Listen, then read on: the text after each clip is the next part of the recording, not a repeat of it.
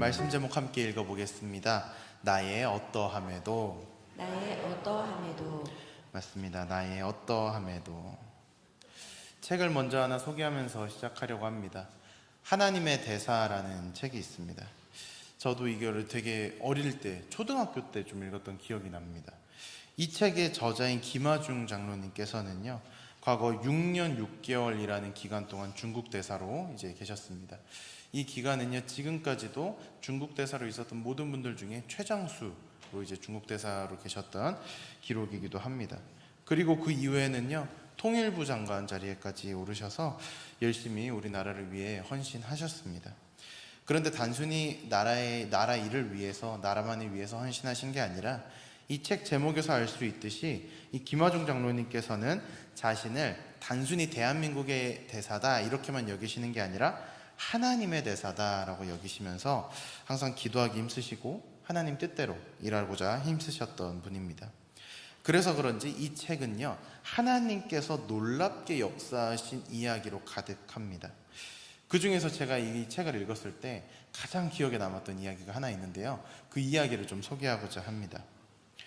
저도 굉장히 어렸을 때입니다. 거의 제가 초등학교 1학년 때인데 이 기억이 분명하게 납니다. 이 뉴스가 분명하게 기억이 나는데 2003년도쯤에 중국에서부터 시작해서 사스라는 전염병이 퍼진 적이 있습니다. 다들 기억이 나시죠? 이 병이 얼마나 전염성이 강한지 아시아부터 유럽, 그리고 뭐 북미까지 전 세계 29개국으로 이제 퍼졌답니다. 마치 저희 몇 년 전 기억, 그 코로나 때 그 기억이 다시 살아나는 것 같은데, 그때처럼 뭐 나라가 다 폐쇄되고 그 정도는 아니었지만 정말 전염병이라는 게 너무나도 무섭구나라는 걸 체감할 수 있게 해줬던 병이었습니다. 근데 이게 중국에서 이제 병이 시작을 했으니까 중국에 있는 모든 나라의 대사관들이 다 철수를 했다는 거예요. 그래서 당시 주중대사로 있던 이제 김하중 장로님도 똑같은 고민을 하셨답니다. 우리가 중국에서 철수를 해야 되는가 마는가. 그래서 이 문제를 두고 하나님께 기도를 하는데 하나님께서 이런 마음을 주셨대요. 중국에 있는 한국 사람들은 한 명도 사스에 안 걸릴 테니까 철수하지 마라 라고 하셨답니다. 이 전 세계의 사람들이 지금 두려움에 막 떨고 있는데 어떻게 우리나라 대사관이 먼저 이제 탈출하려고 비행기 막 알아보고 있고 막 그런데 한국 대사관만 탈출하지 마라 라고 이야기하시는 거죠. 이런 상황에서 우리만 철수하지 않으면 어떤 비판을 받고 어떤 저항이 있을지 뻔히 보이는 상황에서 장로님이 정말 많은 고민을 하시다가 결국에는 하나님의 뜻대로 한국 대사관은 철수하지 않겠다라고 선포를 하고 실제로 버티셨다고 합니다. 물론 당연히 이로 인해서 저희 국내에서뿐만 아니라 그 현지 대사관 내부에서도 많은 논란이 있었고 많은 저항이 있었다고 합니다. 그런데 결과적으로 보니까, 시간이 지나고 보니까 실제로 중국에 있던 한국인들이요, 한 명도 사스에 걸리지 않았다는 거예요. 너무나도 놀라운 일이죠. 근데 그래서 사실 이때부터 시작이었던 것 같은데, 한국 사람들이 왜 안 걸렸는가 찾다 보니까 한국 사람들은 뭐를 먹어서? 김치를 먹어가지고 사스에 안 걸린다. 그래가지고 김치가 막 전 세계적으로 슈퍼푸드가 되고 막 그게 여기서부터 시작이 아니었나 그런 생각이 납니다. 그래가지고 그때 저희 어머니도 저한테 김치 먹으라고 하도 말씀을 하셨던 그 이제 아픈 기억이 있는데요. 어쨌든 이 일로 인해서 유일하게 중국에서 철수하지 않았던 대사관이 한국뿐이니까 중국 정부에서 이 한국 대사관에 대해 너무나도 고맙다, 우리를 어쨌든 같이 지켜주고 같이 힘이 되어줘서 너무 고맙다라는 이 고마움을 표했다고 합니다. 참 신기하고 재밌는 일화입니다. 왜냐하면 단순히 이게 한국인에 아무도 걸리지 않았기 때문에, 또 하나님이 놀랍게 일하셨기 때문에도 있겠지만, 똑같은 질병인 사스를 두고 누군가는 이렇게 다르게 평가를 하는 거예요. 하나님이 이 사스를 통해 일하셨다. 또 근데 반대로 누군가는 한국의 김치가 얼마나 대단한 음식인지 이제 알게 되었다. 이런 식으로 완전히 상반되는 평가를 똑같은 일에 대해서 내리기 때문입니다. 이처럼 같은 일에 대해서 완전히 다른 평가나 완전히 다른 서술이 나타나는 경우가 우리 삶에 있어 종종 있습니다. 오늘 본문 말씀에 등장하는 이 여로보암 2세에 대해서도 완전히 다른 평가가 내려집니다. 오늘 말씀에서 이 나타나는 여로보암 2세에 대한 상반되는 평가를 통해 하나님이 우리에게 주시는 음성을 듣고 또 깨닫는 시간이 되기를 소망합니다. 먼저 여로보암 2세가 각각 어떤 상반되는 평가를 받았는지를 좀 보면 좋겠습니다. 먼저 첫 번째로 여로보암 2세에 대한 첫 번째 평가는 매우 위대한 왕이다 라는 겁니다. 제 25절 말씀을 한 번 더 다 같이 읽어보겠습니다.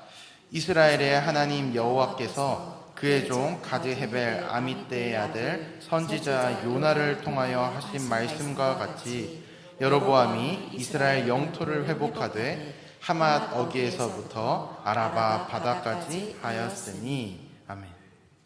이 여로보암 2세가 왕으로 있던 시기예요. 저희도 잘 알고 있듯이 이 물속의 뱃속에 들어갔던 그 선지자 요나 다들 아시죠? 이 요나가 북이스라엘이 영토를 넓힐 겁니다 라고 예언을 했답니다. 그리고 그 예언대로 여로보암 2세가 북이스라엘의 영토를 회복했다라고 지금 이 25절 말씀이 기록하고 있는 겁니다. 이때 이 여로보암 2세가 회복한 하맛 어기서부터 아라바 바다까지의 영토를 좀 지도로 한번 보면 좋겠는데요. 그래서 하맛 어기는 저 맨 위에 있는 하맛이라는 도시이고요. 그리고 아라바 바다는 사해를 의미합니다. 그래서 저기 점으로 이제 선으로 표시된 저 큰 지역이 여로보암 2세 때 이제 영토를 확장했던 그 경계로 보고 있습니다. 자세히 보시면요, 요단강 이제 파란색이 좀 조그맣게 나와 있기는 한데 요단강 동편까지도 영토가 확장이 되었고요. 원래 저 갈릴리 호수 위쪽까지, 갈릴리 호수가 있는 저쪽까지만 이제 이스라엘의 보통 영토인데 두로와 시돈도 사실은 이스라엘의 영토가 아닙니다. 그런데 두로와 시돈을 뛰어넘어서 저기 위에 있는 다메섹 그리고 스닷 그리고 하맛까지도 북쪽으로 매우 많이 이스라엘의 영토가 확장된 것을 확인할 수가 있습니다. 이 이스라엘의 영토가 확장된 게 그러면 어떤 왕과 좀 비교해 볼 때 좀 체감이 될 수 있느냐? 저희가 열왕기상 8장 65절을 좀 보겠는데요. 이게 솔로몬이 성전을 만들고 그리고 이 성전을 이제 낙성식 할 때 있는 말씀입니다. 이때 솔로몬이 이제 낙성식을 하니까 전국에서 모든 백성들이 모였어요. 그런데 이때 이 이스라엘의 경계가 어디까지라고 기록이 되어 있느냐? 하맛 어기에서부터 애굽강까지. 그러니까 아까 보았던 그 제일 높았던 그 북쪽 지역 하맛 어기부터 아래쪽 애굽강 그 나일강까지 솔로몬 왕 때는 그 정도로 영토가 넓었다. 그런데 북이스라엘의 왕인 여로보암은 남쪽으로는 영토를 넓힐 수 없어서 애굽강 있는 데까지 영토를 넓히진 못했지만 솔로몬 때 북쪽 경계였던 하맛 어기까지는 영토를 넓혔다라는 걸 우리가 여기서 확인할 수 있는 겁니다. 그래서 다윗과 솔로몬 시절 때 그 찬란한 역사를 이제 이뤄냈던 이스라엘. 그런데 많은 시간이 지나서 북이스라엘의 13대 왕인 여로보암 2세 때 와서 다시 한번 이스라엘이 전성기를 구가하고 있는 것과 마찬가지인 상황인 겁니다. 우리나라로 치면은 영토를 굉장히 넓게 확장한 마치 광개토대왕과 같은 느낌이었다라고 보시면 좋을 것 같습니다. 이로써 분명히 알 수 있는 것은 무엇이냐? 여로보암 2세는요, 북이스라엘의 역사상 가장 뛰어난 왕으로 평가받을 만한 왕이었다. 그 정도의 능력이 있었다라는 겁니다. 사실 남유다의 왕까지 다 포함해도 철저히 이런 영토 확장 능력이나 전투를 잘하는 이런 능력만 놓고 보면 여로보암 2세만큼 이 나라를 강력하게 만든 사람, 또 부강하게 만든 사람을 찾아보기는 힘듭니다. 근데 이렇게나 높이 평가되는 여로보암 2세에 대해서 하나님은 그럼 어떻게 평가하고 있느냐? 여기서 이 여로보암 2세에 대한 평가가 상반되는데요. 지극히 간단하게 하나님이 평가하십니다.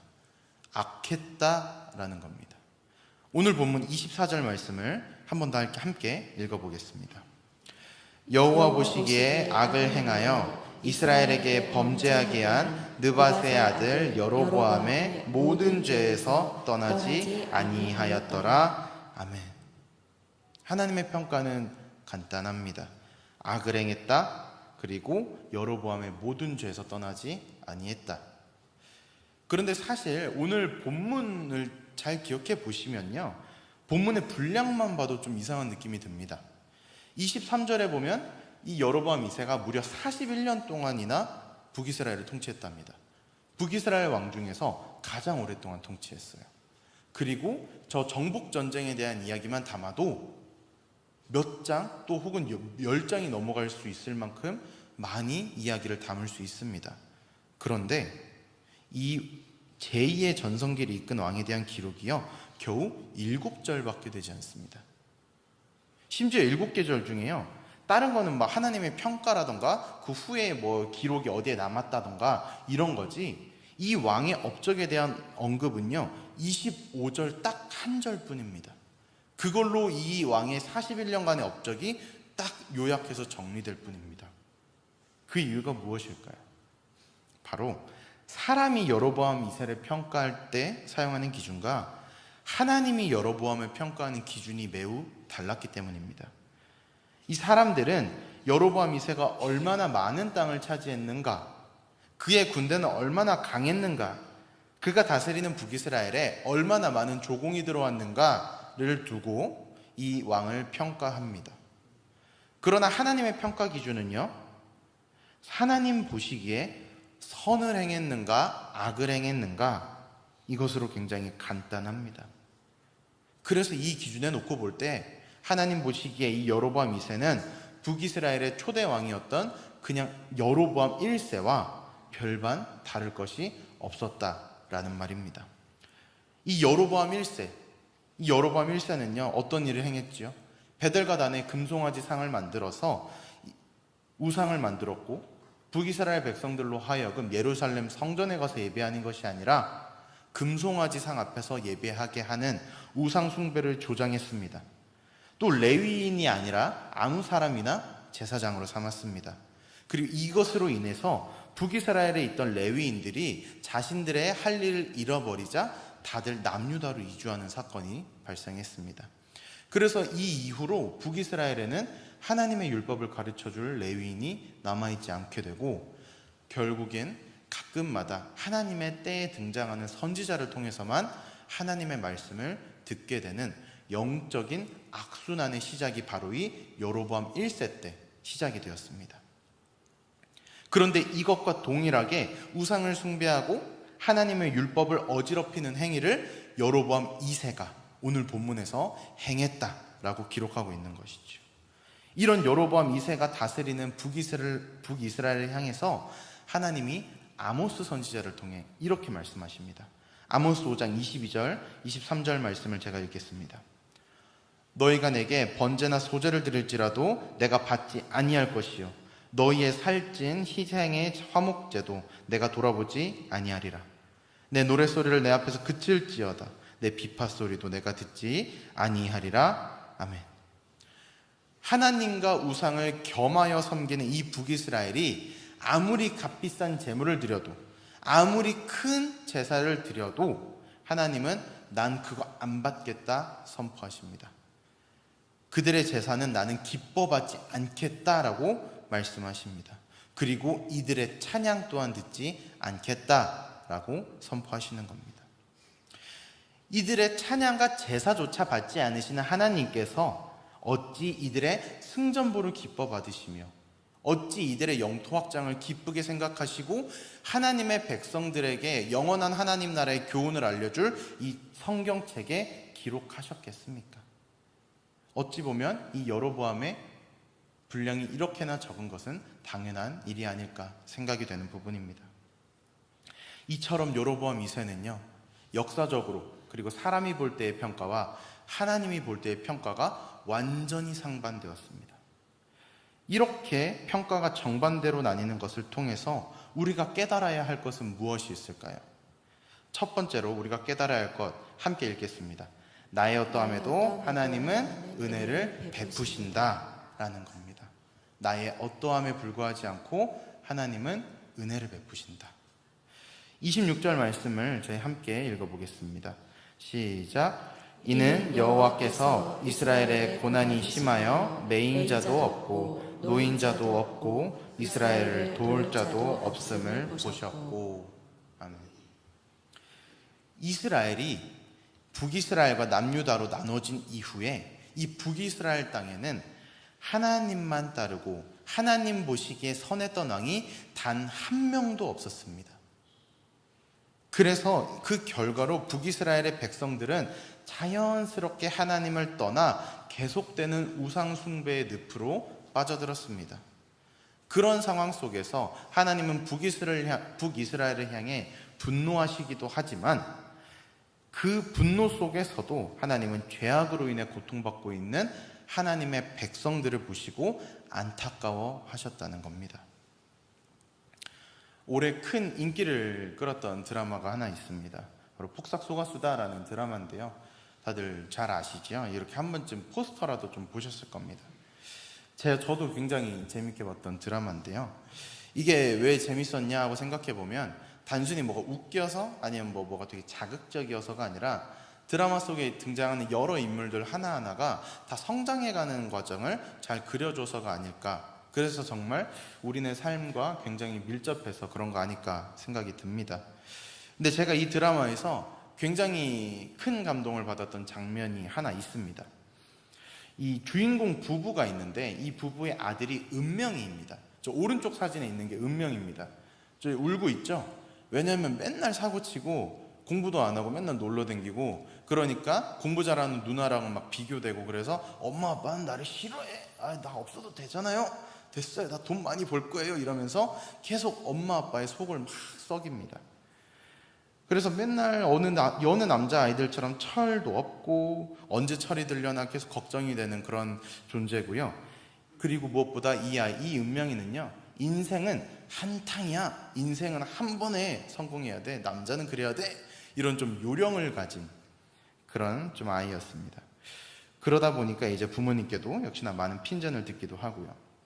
이렇게 인생 한탕, 인생 한방을 노리며 살던 은명이가요, 어느 날 부모님께서 항상 멀리해라, 가까이 하지 마라 라고 경고하던 친구가 하나 있었는데 그 친구가 동업을 하다가 이 친구에게 배신을 당해요. 그래서 억울한 누명을 쓰고 자기가 감옥에 가게 됩니다. 자기 아들이 감옥에 가 있고 이제 저희가 이제 흔히 말하는 그 빨간 줄이 그을 것 같은 위기에 있으니까 부모님이 큰 돈을 지불해서 자기의 평생이 담긴 고깃배까지 팔아가면서 이 아들을 겨우 빼냅니다. 그리고 이 일로 인해서 은명이는요, 개인적으로도 큰 충격을 받고요. 앞으로 이제 좀 마음 다잡고 살아볼까 하는데도 전과 기록 때문에 직장에 취업하기도 어렵습니다. 그래서 이 은명이가 결국에 선택하는 일이 뭐냐? 밤중에 돌아다니면서, 저는 못 봤는데 이렇게 메고 다니면서 찹쌀떡 파는 일을 합니다. 근데 생각보다 이게 장사가 굉장히 잘 되는 거예요. 원래 이렇게 처음에 좀 장사도 안 되고 막 어렵지만 막 이렇게 관계를 쌓아나가면서 장사가 그러면서 잘 돼가야 되는데 생각보다 장사가 너무 잘 되는 거예요. 그래서 은명이가 너무 이상한 거예요. 그리고 더 이상한 건 어떤 아파트에 가면은 아파트에서 집집마다 나와서 직접 안 나오면 애기를 시켜서라도 5,000원씩 주면서 그 찹쌀떡을 하나씩 다 사가는 거예요. 그런데 그때마다 꼭 하는 말이 너 아버지한테 잘해라 라는 말을 안 하는 사람이 없는 거예요. 그래서 이게 대체 무슨 말일까? 무슨 일일까? 이게 왜 아빠한테 잘하라고 이렇게 잔소리들을 하시면서 나는 왜 장사가 잘 되는가? 하고 은명이가 알아보니까 은명이 아버지가 자기 아들이 그래도 큰 꿈을 품고 살고 자존심도 강한 이 아들이 그렇게 망신살을 당하고 인생이 꺾였으니 얼마나 이 아들이 젊은 나이에 기가 죽을까 하고 걱정해서 집집마다 돌아다니면서 자기 돈 5,000원씩을 주고 우리 아들 떡 좀 사주세요라고 부탁을 한 거예요. 이 마음을 아는 사람들이 어떻게 그 떡을 안 사줄 수 있고 어떻게 아버지한테 잘해라라는 말을 안 붙일 수 있었을까요? 이 사실을 알게 된 은명이는요, 아버지의 마음에 감동해서 시간이 지나면서 이제 더 의젓해지고 결국에는 한 가정의 어엿한 가장으로 이제 바로 서게 됩니다. 사람들이 아버지한테 잘해라는 이 말을 꼭 덧붙인 이유는 아무리 잘못한 아들이라 할지라도 그런 아들이 좀 다시 일어나게 할 수 있도록 그런 용기를 주고 싶어서 부끄러움 다 무릅쓰고 끝까지 아들 사랑하면서 집집마다 돌아다녔던 그 아버지의 사랑에 다들 감동했기 때문일 겁니다. 이와 같이 오늘 말씀에서도 하나님은요, 아무리 잘못한 이스라엘 백성들이라도 이들은 하나님께서 택하신 백성이기 때문이라는 그 한 가지 이유로 사랑을 거두지 않으십니다. 오히려 그들의 아픔을 보고 계십니다. 우리도 때로 살아가면서 내가 하나님 앞에 참으로 부끄러운 모습일 때도 있고 부끄러운 마음을 품을 때도 있습니다. 그런데 그것으로 인해서 내가 하나님께 돌아가는 것이 참으로 주저될 때가 있습니다. 그러나 그때 우리는 분명히 기억해야 합니다. 우리가 죄에 빠져 신음하고 있을 때 하나님의 관심사는 우리를 정죄하고 우리를 심판하겠다라고 그거에 기다리고 있는 것이 아니라 하나님은 하루라도 빨리 우리가 하나님께로 돌아오게 하기 위해서 지금도 나를 기다리고 계신다라는 걸 꼭 기억하시기를 바랍니다. 혹시 지금 이곳에 계신 분들 중에도 나의 부끄러운 모습으로 인해 하나님을 다시 대면하는 것이 참으로 어렵고 하나님께 돌아가는 것에 어려움을 겪고 계신 분들이 있다면 특별히 그분들의 마음 가운데 하나님께서 오늘 한 발짝 더 다가가 주시는 은혜를 베푸사 다시 하나님께로 돌아가실 수 있는 용기와 또 그러한 하나님을 신뢰하는 마음이 있기를 예수님의 이름으로 축복합니다. 두 번째 저희가 기억해야 할 것 함께 읽어보겠습니다. 나의 어떠함에도 하나님은 하나님의 뜻을 이루십니다. 아멘.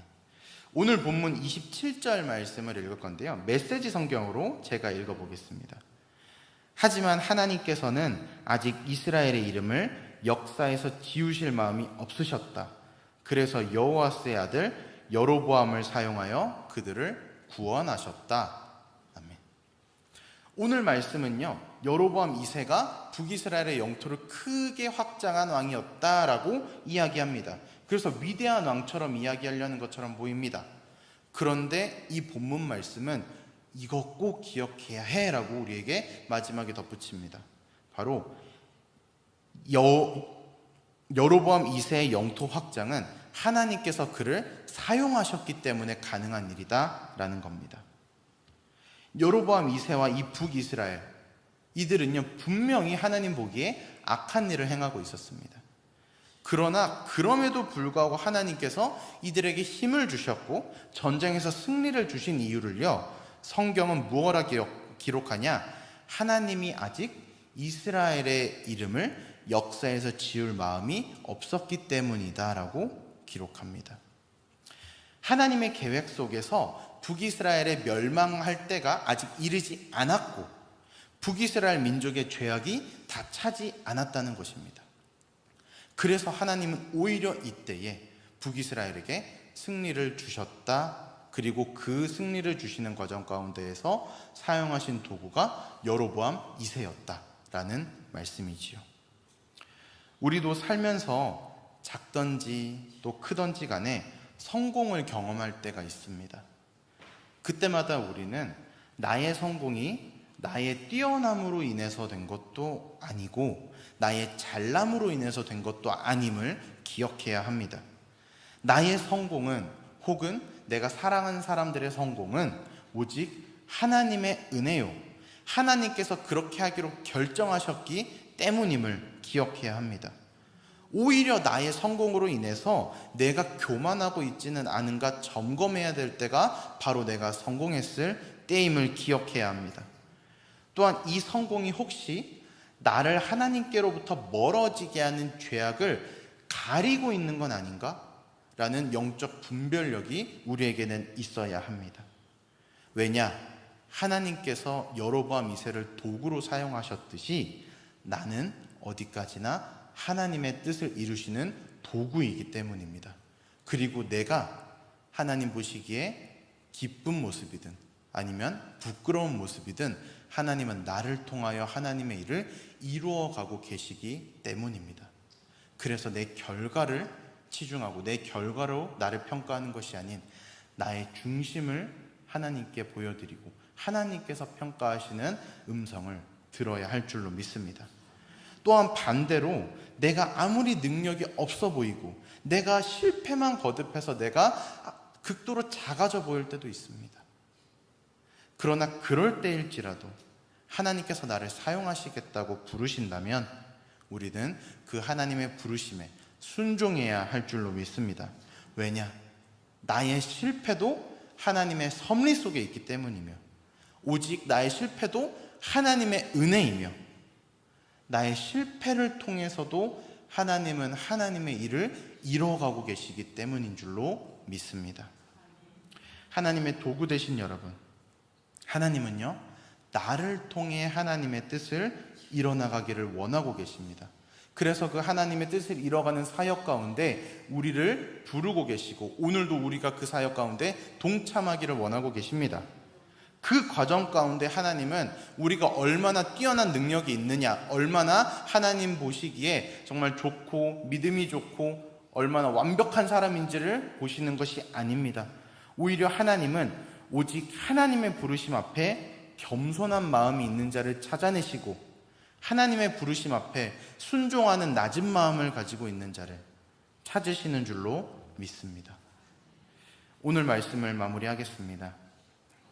여로보암 2세는 북이스라엘 뿐만 아니라 이스라엘을 통틀어서도 손에 꼽힐 정도로 왕으로서는 뛰어난 능력을 가진 사람이었습니다.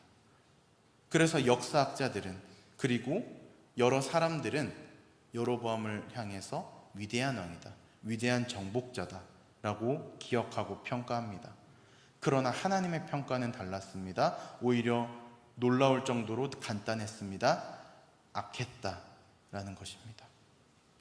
우리는 여로보암 2세의 평가가 상반되는 것을 통해 두 가지를 기억해야 하겠습니다.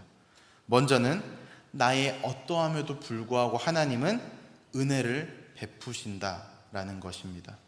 내가 아무리 부끄러운 모습과 부끄러운 마음으로 하나님 앞에 나아갈지라도 하나님은 하루빨리 내가 하나님께로 돌아오기를 기다리고 계시는 줄로 믿습니다.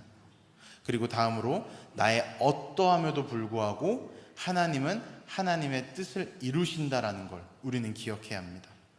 내가 성공하는 것이 내가 뛰어나기 때문도 아니고 내가 실패하는 것이 나의 부족함 때문도 아니라 이 모든 시간과 이 모든 과정은 하나님의 섭리와 나를 향한 하나님의 계획 속에 있는 것이기 때문에 그 과정 속에 하나님은 나를 도구 삼아 성공이든 실패든 이것을 성공이라 실패라 규정하지 않으시고 하나님의 뜻을 이루어 나가고 계시는 과정 가운데 내가 있는 줄로 믿어야 합니다. 이것을 믿고 언제나 하나님 앞에서 겸손하며 하나님의 부르심에 순종하시는 모든 성도님들 되시기를 예수님의 이름으로 축복합니다.